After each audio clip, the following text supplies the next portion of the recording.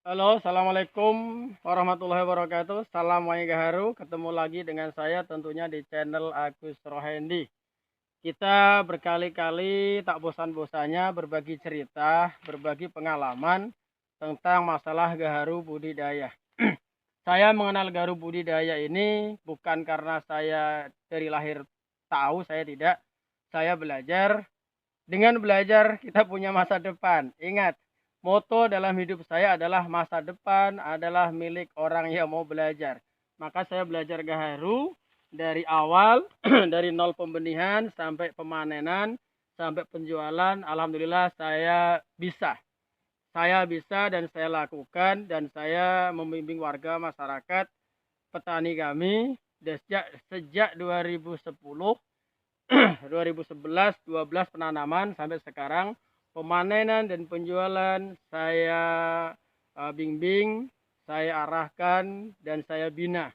Bahkan dari serum pun saya kasih caranya seperti apa saya kasih biar petani itu meracik sendiri, membuat sendiri dan dia nanti memanen dan bisa menghasilkan sendiri. Adapun penjualannya nanti biarlah saya yang mencari bangsa pasarnya. Para pemirsa, para YouTube saya. Jadi kita mengenal gaharu. Gaharu itu banyak yang kemarin bertanya, gaharu itu seperti apa? Gaharu adalah tanaman hutan. Maaf, bukan tanaman. Gaharu adalah kayu hutan yang tumbuh di Indonesia sejak sebelum Indonesia ada. Sudah saya ceritakan beberapa uploadan yang lalu bahwa gaharu adalah kayu hutan. Yang dimana kayu hutan itu selalu diburu. Sudah saya sampaikan sejak zaman sebelum Fir'aun pun sudah diburu oleh bangsa Timur Tengah. Gaharu, gaharu, dan gaharu. Kalau orang sana mengatakan adalah wewangian surga atau kayu surga. Kalau bangsa Eropanya mengatakan black gold. Black itu hitam, gold itu emas. Jadi emas hitam. Itu bahasa-bahasa istilah seperti itu. Di tempat kita adalah gaharu. Jadi saya melihat gaharu, saya belajar gaharu adalah kayu hutan yang tumbuh dimanapun bisa beradaptasi sehingga kami melakukan budidaya tanaman. Ini adalah gaharu ini jenis Acularia melekensis. Karena yang saya kembangkan di sini adalah Acularia melekensis. Sebenarnya gaharu itu jenisnya banyak ceritanya. Ceritanya itu gaharu itu jenisnya banyak. Ada melekensis, ada mikrokarpa, ada gaharu monyet, ada buaya. Ceritanya banyak. Tapi saya tidak banyak mengenal itu, saya hanya fokus kepada penanaman yang saya tanam adalah mikrokarpa dan Acularia melekensis. Karena sesuai dengan bimbingan, sesuai dengan arahan Dinas Kehutanan Kabupaten Tebo, Jambi. Jadi kami menanam. Untuk jarak tanam itu praktis. Jadi kami menanam gaharu itu, saya punya gaharu sendiri adalah 3.000 batang. Saya menanam gaharu ini adalah 3.000 batang yang saya tanam secara tumpang sari. Dan saya membina warga, di warga binaan saya ada 60.000 batang. Jadi saya punya sendiri, saya membina warga, dan saya menjual dan membeli. Saya membeli hasil gaharu ini punya warga skala lokal saja. Jadi saya membeli gaharu punyaan warga sekitar, binaan saya, dan saya tidak membeli gaharu di luar daerah itu enggak. Adapun jualnya saya jual ke seluruh buyer yang ada di Indonesia. Ada Kalimantan, Kalimantan dulu pernah, tapi sekarang enggak lagi karena di sana masih banyak yang dicari, yang diminta adalah alam. Jadi sampai sekarang yang selalu memesan dan saya jual adalah di buyer Sumatera Selatan, Sumatera Barat, di NTB, di Jogja, dan di Jakarta. Dan alhamdulillah sudah ada terobosan baru, ada jalan baru menuju Arab Saudi dan Kuwait karena sudah dipesan. Lumayan. Biar gaharu budidaya tapi asik. Kita lihat seperti apa. Jadi para petani gaharu, para pemirsa atau para calon petani gaharu. Jadi gaharu itu ditanam sangat mudah. Kalau saya menanamnya jaraknya adalah 3 meter. Ini gaharu yang sudah saya lakukan rekayasa. Ini gaharu. Jadi di sela-sela karet. Dulu karetnya di sini bagus, karetnya bagus. Sekarang rusak karena apa? Karena banyak jamur. Karena di sini akar-akar kayu hutan sudah nggak ada sehingga jamur memakan karet. Jadi di sela-sela karet ini saya tanam adalah gaharu. Jadi gaharu saya tanam di sela-selanya dengan ukuran tanam 3 meter. 3 meter bisa. Sebenarnya 1 meter pun bisa. Kalau di perbatasan, tanah perbatasan, saya tanam 1 meter 1 meter 1 seperti ini. Ini yang belum saya rekayasa karena saya fokus kepada petani binaan saya. Gaharu masih banyak di sana, saya lakukan banyak rekayasa, saya manfaatkan betul. Tapi kalau untuk punyaan saya jadi simpanan. Jadi nanti ketika sudah di masyarakat sudah habis, mungkin sudah mulai kurang, baru punya saya olah. Ada beberapa yang saya lakukan rekayasa. Dulu saya lakukan pengupasan. Ini rekayasa secara alami. Jadi rekayasa secara alami itu seperti apa? Rekayasa alami, secara alami itu kayak gini. Ini rada semak dikit ya. Rekayasa alami itu kayak gini. Cukup dikupas, sayat sampai ke atas. Ya. Nah, udah senyampinya saja. Setelah nyampe udah biarkan. Jadi semuanya selalu satu batang. Kalau ini batang kecil, separuh aja enggak apa-apa. Kalau batangnya besar full enggak apa-apa. Nah. Ya, sampai atas. Ini namanya rekayasa secara alami. Jadi rekayasa secara alami itu rekayasa ya tanpa obat, baik dioles maupun inokulasi itu tidak. Setelah kayak gini dibiarkan, nanti jadinya seperti ini. Ini gaharu ini sudah saya rekayasa secara alami tadi, dikupasannya dikupas saja tanpa obat, tanpa oles apapun, dan kita biarkan. Biasanya saya memanen itu 2 tahun sekali karena menjaga kualitas. Tapi ingat, karakter gaharu beda-beda. Kadang 8 bulan pun bisa. Kalau sudah pecah kayak gini, ini tanda-tandanya sudah bagus. Sudah bagus. Ini walaupun belum 2 tahun. Sore gelap nih ya. Walaupun belum 2 tahun, tapi sudah pecah. Kalau sudah pecah, baru kita cek. Ceknya gini. Mana tadi yang jatuh tadi ya? Kita cek. Kalau kita lihat, ini. Kalau di sini sudah hitam atau coklat tua, ini udah garunya. Jadi garunya itu adalah dia antara yang sehat sama yang kering. Bukan mati ya, kering ini. Kering. Jadi dia akan tercipta atau timbul seperti ini. Nah, ini sudah bisa di carving. Baru kita manen. Cara manennya mudah. Cukup kayak gini.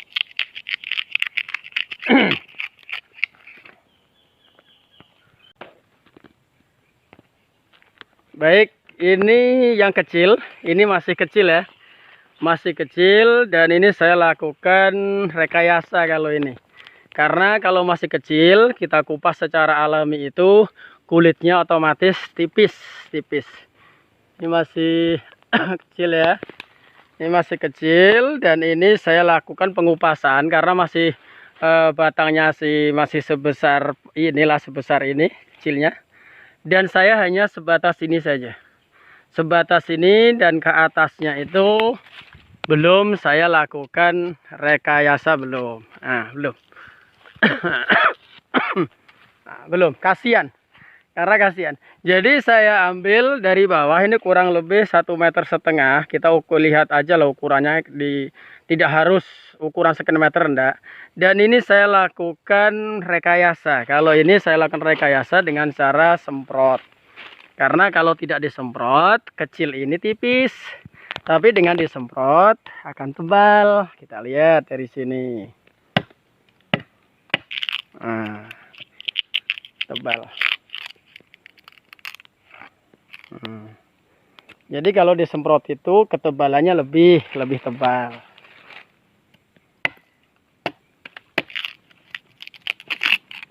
Sampai ke bawah. Jadi para pemirsa, yang namanya tanaman gaharu itu ketika direkayasa tidak harus besar. Ini sekecil ini pun bisa. Ini tanaman tahun berapa? Ini saya bervariasi, ada yang 2010, yang besar tadi 2010. Ini 2015 kalau nggak salah. Ini nyusul. Karena karakter batang beda-beda. Ini sama, ini tanamannya sama dengan yang ada di sini. Ya, ini udah besar. Ini udah besar. Dan ini pun saya lakukan rekayasa. Rekayasa dengan cara semprot juga. Kita lihat coba seperti apa. Kemarin udah saya cek. Nah,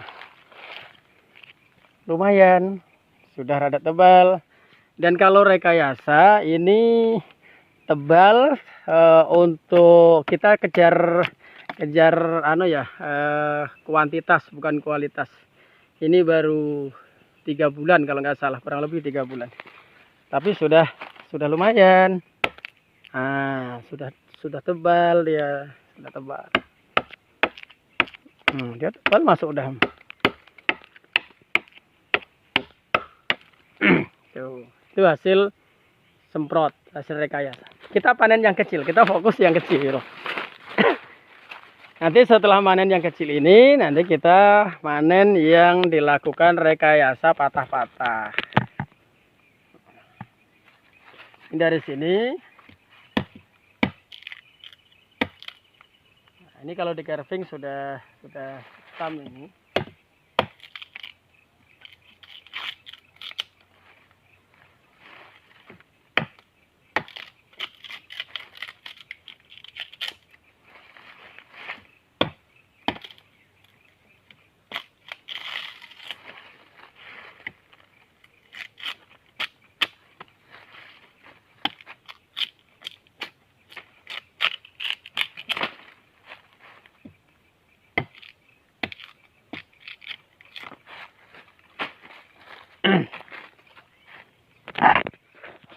Nah, seperti ini hasilnya.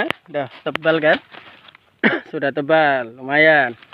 Dan saya ketika melakukan rekayasa terhadap pohon garu itu lebih dominan kepada panen yang seperti ini. Jadi ini tidak ditumbang. Jadi ketika nanti sudah kita panen seperti ini, nanti dia dibiarkan, dia akan tumbuh lagi. Akan tumbuh kulit yang kedua dan selanjutnya. Tapi kulitnya tidak seperti kulit semula. Kalau kulit semula hijau, ini kan kulit pertama hijau. Nanti ketika tumbuh, setelah dipanen, dia kulitnya itu kering. Di luarnya kering, nah seperti ini juga. Di luarnya kering, tapi dia itu akan lebih menebal. Bagaimana dengan nanti ketahanan tubuh? Ketahanan tubuhnya otomatis berkurang. Karena ketika seperti inilah, seperti yang kecil ini bisa dipanen sekitar 4-5 kali.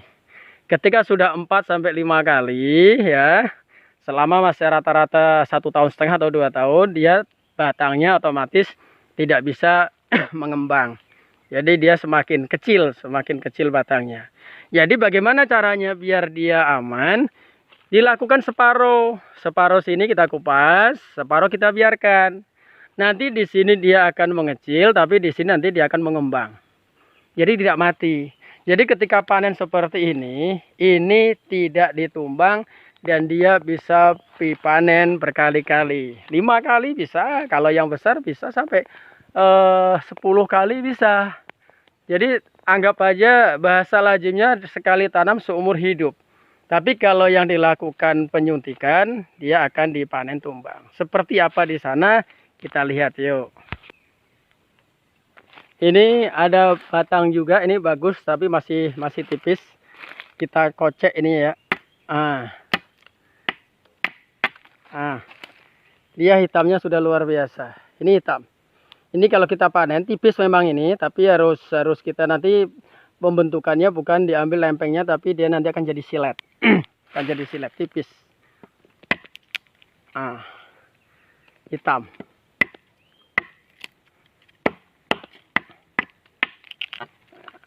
Nampak hitam. Ini garu ini. Garu. Jadi kami belajar mencari garu ke hutan dulu. Saya tidak masuk ke hutan, hanya belajar dengan orang-orang yang mencari garu di hutan. Saya lama-lama berpikir, saya menanam dan bisa.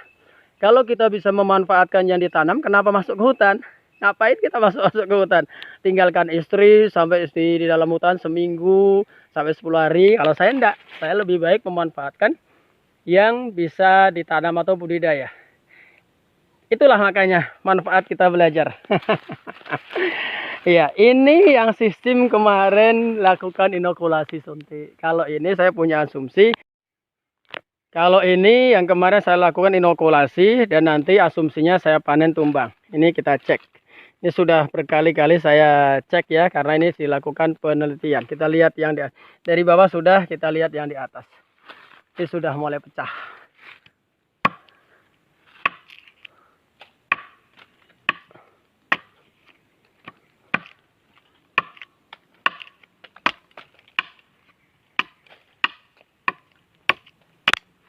Nah, kalau yang dilakukan inokulasi adalah kita asumsinya kita masuk ke dalam, kita nanti ambil dalamnya. Ini sudah mulai hitam. Nah, ini semutnya udah banyak, ada lubang-lubang semutnya. Jadi ini yang saya lakukan kemarin tanpa menggunakan bor, tapi paku. Karena apa? Hasilnya kecil, lubangnya kecil. Kalau dilakukan pakai paku lebih besar nanti ya.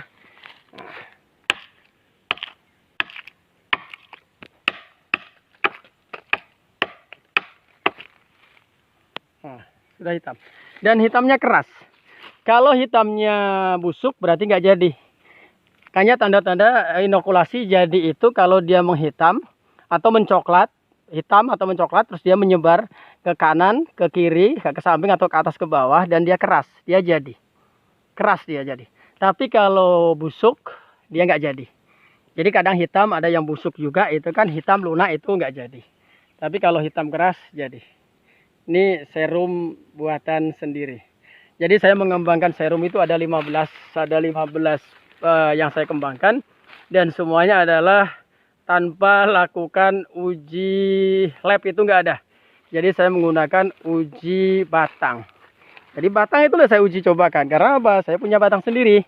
Jadi ketika saya sudah uji coba terhadap batang, dan saya nantinya akan diberikan kepada masyarakat. Dan saya tidak pernah menjual serum. Saya distribusikan kepada masyarakat, sisinya gratis. Nah, udah hitam. Yuk kita lihat ke sana yang saya lakukan rekayasa patah-patah atau kita kejar lempeng tebal. Nah, ini kalau ini gaharu yang kita lakukan inokulasi seperti ini. Jadi pengalaman ini sekedar pengalaman saya dan cerita saya. Jadi ketika pohon gaharu kita lakukan rekayasa, baik rekayasa ya inokulasi maupun rekayasa alami atau rekayasa yang hanya disayat saja. Ketika melakukan rekayasa, penyayatan kulit pertama jangan sampai ke bawah. Disisakan satu jengkal. Nah, ini kan kulit ke bawah. Disisakan satu jengkal. Tujuannya apa? Dia nanti akan tunas. Ini kan tunas kan banyak. 1, 2, 3, 4, 5, 6, 7, 8. Banyak ya. Banyak sekali. Karena apa? Ketika dia sudah dikupas seperti ini kulit kedua, ini sudah tidak akan tumbuh. Jadi kalau sudah dikupas, ini kulit kedua, ini tidak akan tumbuh. Tapi ketika dia menyisakan kulit pertama, dia akan tumbuh. Jadi pada suatu saat ini kita lakukan inokulasi penyuntikan pengoboran. Terus nanti ini ditumbang. Masih ada 1, 2, 3, 4. Banyak ini. Ada generasinya. Jadi ketika generasinya banyak seperti ini, jangan kita biarkan semuanya. Kita ambil ini ya sesuai lah sesuka kita. Jangan sampai nanti terlalu empet-empetan jadi jelek. Kalau saya sisakan 4. Sebelah sini 2, sebelah sini 2. Jadi menanam gaharu sekali tanam untuk seumur hidup. Sampai ke anak cucu kita. Tidak mati. Tapi ada tekniknya. Kalau nggak ada tekniknya ya mati. Seperti itu. Kita lanjut. Kita lihat kepada yang dibuat patah-patah atau lempeng. Oke, kita lanjut. Bahwa ini yang pohon gaharu yang dulu sudah saya upload pada tanggal 1 Januari 2023. Ini sudah 6 bulan ya, masuk ke 7 bulan. Sudah saya sampaikan dari awal dulu itu. Jadi ketika dilakukan rekayasa itu, gaharu itu sangat beda dengan yang dia rimbun atau yang full kena sinar matahari. Kalau rimbun, dia membutuhkan waktu, kalau saya biasa rata-rata 2 tahun. Karena menjaga kualitas. Kalau ini, karena ini di tengah-tengah sawit, jadi ini full terkena sinar matahari, Ini sudah baru 7 bulan, masuk 7 bulan. Kita lihat, kita cek ke dalamnya sudah bagus. Maaf, bukan dalamnya, tapi adalah lempengnya. Kita lihat, dari bawah kita lakukan rekayasa. Dilakukan rekayasa patah-patah.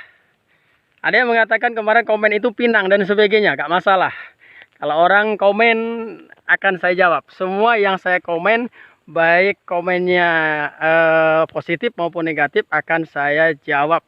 Semuanya saya jawab dengan pengalaman dan real yang ada di kenyataan saya lakukan. Kita naik ke atas. Ini kemarin udah saya cek, saya ambil. Ini. Jadi pohon garu walaupun dibuat patah-patah kayak gini, dia tetap akan hijau. Tambah subur dia, tambah subur. Karena apa? Sudah saya sampaikan, ketika gaharu itu disisakan kulit pertama, dia akan tunas. Ini kulit pertama, dia akan tunas. Ini sampai ke atas kulit pertama dia akan tunas. Ini sudah dibuat patah-patah. Ini patah-patah keliling sudah. Dan ininya pun sudah saya patah juga, saya ambil. Tapi ada kulit pertama, dia tunas. Dia tunas. Jadi gaharu itu dibilang aneh, dibilang ajaib, ajaib. Ini sampai ke atas. Ini daunnya bisa dibuat teh. Jadi saya sering melakukan pembuatan teh terhadap gaharu ini. Ini karena di tengah-tengah sawit. Ini gaharu semua ke sana punya saya. Dan kita ambil. Jadi ketika dibuat patah-patah seperti ini panennya kita dodos. Kita dodos, tadi sudah dodos, tebal. Dia akan, kalau saya amsusinya tebal. Ini sudah hitam, nanti kita carving di rumah seperti apa ya. Jadi tebal seperti ini dan mencari tonasenya itu lebih cepat. Wih, tinggi ya, hati-hati. Jatuhkan. Terus ini lagi, ini sudah saya dodos. Ini menghasilkan lempeng seperti ini. Tebal dia. Ini lagi.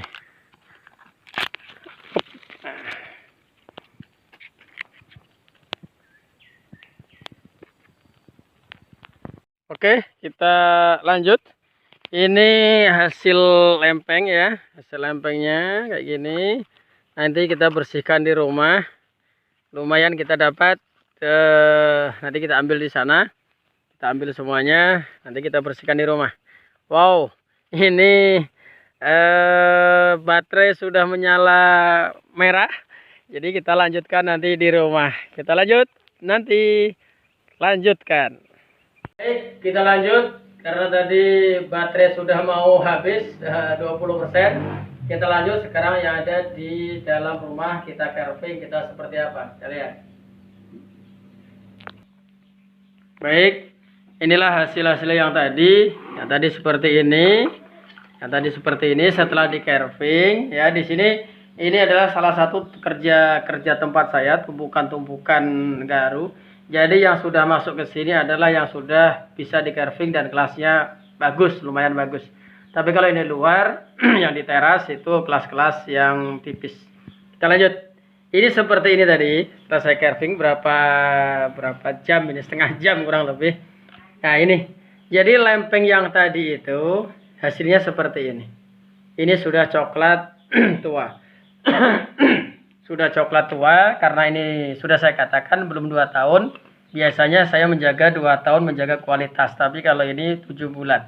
Tapi sudah masuk harga. Nanti kita kikis luarnya, baru kita siap jual. Ini yang tadi dilakukan rekayasa lempeng. Yang ini. Yang ini hasil yang saya lakukan tadi yang tanpa rekayasa. Jadi alami. Jadi rekayasa alami itu menghasilkan yang bagus kayak gini, kualitasnya bagus. Ini hitam pekat seperti ini setelah di carving. Kalau dari luar tadi nampaknya nggak begitu. Tapi ingat, gaharu itu walaupun satu batang itu beda-beda. Ada yang hitam, ada yang nggak hitam, ada yang coklat, ada yang coklat tua, ada yang coklat muda. Tapi rata-rata hitam. Jadi kalau yang sudah masuk ke ruangan ini, adalah rata-rata yang sudah pilihan semuanya hitam semuanya. Ini lihat. Walaupun gaharu budidaya, hasilnya lumayan. Lumayan. Walaupun jauh, sangat jauh kualitas dan harga dengan yang dialami, tapi setidaknya memberikan hasil, memberikan pendapatan tambahan. Luar biasa hal seperti ini. Ini sudah masuk harga bagus. Ini namanya lempeng. Jadi lempeng itu harganya, kalau yang lempeng tebal sama yang lempeng tipis beda. Kalau yang lempeng tipis hitam, lempeng tipis ini lebih mahal ketimbang lempeng yang tebal. Karena yang tebal itu nanti banyak kayu yang dibuangnya. Contoh seperti ini tadi. Ini tebal, nanti mengikisnya ini banyak ini. Banyak. Apalagi nanti kalau sudah sampai ke buyer ini ditipiskan. Makanya harga yang tebal seperti ini hampir separuhnya dengan yang tipis. Tapi lumayan. Kalau mendapatkan 10 kilo sudah luar biasa. Tapi ingat, bagi saya adalah gaharu adalah penghasilan tambahan dan rekayasa yang saya lakukan tidak mencari mahal tapi mencari laku. Yang seperti ini aja laku. Ini coklat laku ini. Tapi mungkin lain daerah, lain pembeli, lain juga harga. Karena kalau di NTB, Kalimantan, daerah-daerah timur sana yang seperti ini belum dilirik oleh buyer, jadi masih mencari yang alam. Tapi kalau di tempat kami, karena alam sudah mulai langka, jadi budidaya seperti ini dicari. Hasilnya luar biasa. Kalau kita bisa membudidayakan, kalau kita bisa memanfaatkan apa yang kita tanam, kenapa kita harus ke hutan? Memang kita tidak mendapatkan hasil yang banyak, tapi setidaknya kita memberikan hasil yang sangat luar biasa. Tapi kalau matematis bagi saya, hitung-hitungan bagi saya, untung seperti ini. Contoh kita ke hutan 1 minggu atau 10 hari mendapatkan 1 kilo. 1 kilo yang harga 27 juta. Kemarin kawan saya menceritakan dengan saya 10 hari di hutan, di hutan Jambi, itu mendapatkan 27 juta orang 3. 27 juta 10 hari dibagi orang 3, meninggalkan rumah, meninggalkan anak, meninggalkan istri, belum pembekalan dan sebagainya di dalam. Tapi kalau saya seperti ini tidak harus banyak, walaupun sekilo 300.000, walaupun sekilo 400.000, tapi kerjaan nyantai di rumah, bisa bersanding dengan istri, dengan anak, tidak perlu biaya masuk ke hutan, aman. Nah, kalau saya hitungannya lebih untungnya seperti ini. 1 bulan kita dapat 50 kilo sudah lumayan. Kita dapat 1 kintal lumayan. Saya pernah mendapatkan 1 bulan 200 kilo dapat. Karena kualitas di warga banyak dan kami pun memanennya secara estafet. Saya selalu keliling ke tempat warga dan warga pun selalu saya konfirmasi sudah tebal atau belum, seperti apa. Karena warga sudah saya bimbing, saya bina, jadi warga sudah paham. Adapun alatnya adalah tipis-tipis seperti ini.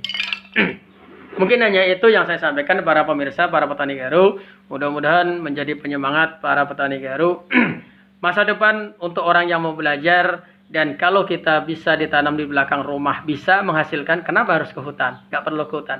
Dan ini pun sudah dipesan banyak orang, buyer pun sudah selalu pesan, dan ini pun juga dipesan ke warga Arab dan Kuwait. Luar biasa. Dan ini nanti akan saya kikis, saya bersihkan, saya ambil yang bagus, saya kirim lewat kawan saya ke Kuwait dan ke Arab Saudi.